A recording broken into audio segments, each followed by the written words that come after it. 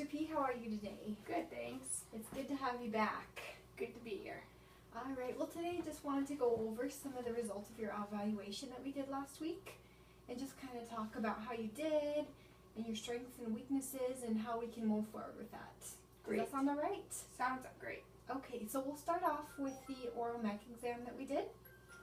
And that was when we basically just looked at your face and the structures of how everything was working together. So one thing that we noticed is that on the right side of your face you had a little bit of drooping and a little bit of weakness, and that's really common when you have a stroke on the left side of the brain, and I'm sure you noticed that more than anyone. And I noticed that when I was testing your lip strength and your tongue strength, they were a bit weak. But the good thing is that all of those things for the most part are working for speech, so that wasn't too much of a problem. And is that something that you feel affects you a lot? Not really. Yeah, that's good. It's good. The less it affects you and concerns you, the better. So moving right along, talking about your diadokinetic rates, or those silly sounds we had you say really fast.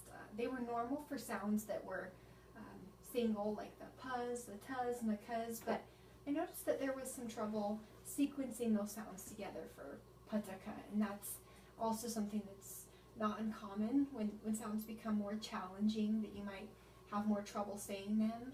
Do you notice when words become more challenging that you have trouble articulating them? Yeah. I know what I want to say, it just, I can't get my mouth there. Yeah. Sometimes. Yeah, well that's why you're here, obviously, and we're just trying to get a feel for how those things affect your speech and communication. So another thing that we noticed was that when we asked you to do certain things like cough or smack your lips or lick your lips, that those were challenging to perform. And that's something that that when you have apraxia, there's oral apraxia, which is trouble doing those things, and then there's apraxia of speech, and it's just trouble moving all those muscles and programming them so you can say and do what you want to do. So those are all good things to know and good things that will help us when we start planning therapy for you. And so sounds good. another thing I wanted to talk to you about was the Western Aphasia Battery, that really long test where we asked you 1 million questions. And that test basically was just to assess how you understand language and how you use language. And I just kind of wanted to talk to you about some of the things that were hard on the test, as well as some of the things that were easy for you. So some of the things that were more difficult for you were, so sometimes your speech was a little bit choppy, and maybe some of the grammar markers that you would have in a normal sentence were missing. And so that was something that we noticed, and maybe that's something that you noticed in your sentences. Yeah, I can't speak in full. Yeah, and that's actually leading me to one of your strengths, which was answering questions and naming items. You did really well on those portions of the WAB. You have the content there, just sometimes the output is more challenging. And so if that's consistent with your everyday communication, then that's good information to know. And so another thing that was more challenging for you on the WAB was when I asked you to do things that involved multiple commands. So for example, I asked you to put a comb on the other side of a pen and to turn a book over, and that was a really difficult task for you.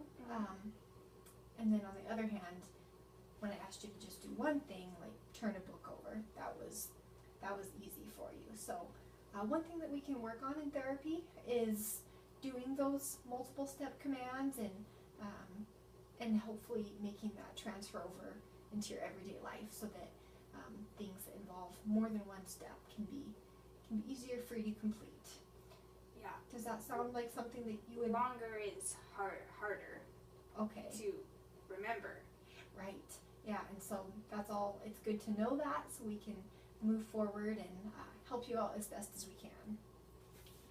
And so the last thing I wanted to talk to you about was the communication effectiveness scale. And that was just that short test that we did, and we just tried to kind of get a picture of how you communicated before your stroke and how you communicate now. And so what we found when we had you fill out the scale was that certain things that were really hard for you was communicating in a group of people when there were crowds or when there was a lot going on. Is that something you feel is a big challenge for you?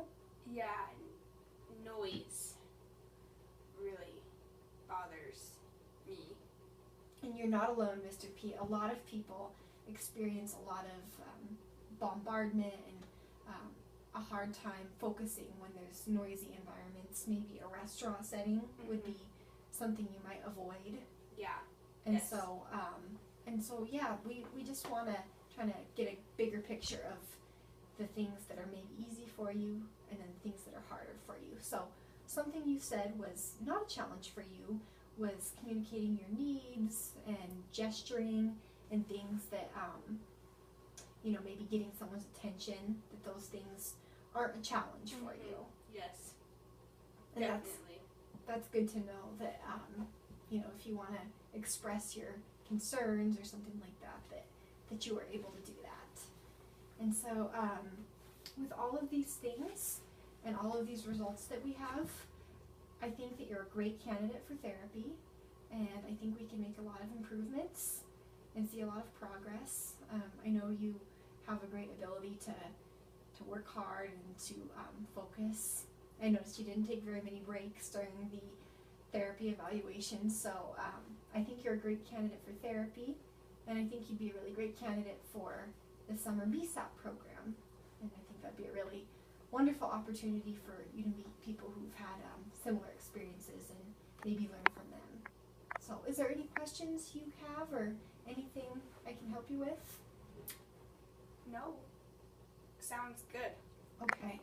Well, I know that there's going to be a little bit of a break before the next therapy session and before BSAP begins. So in the meantime, I'd love to give you some resources to help you out and maybe target some of the things that are challenging for you.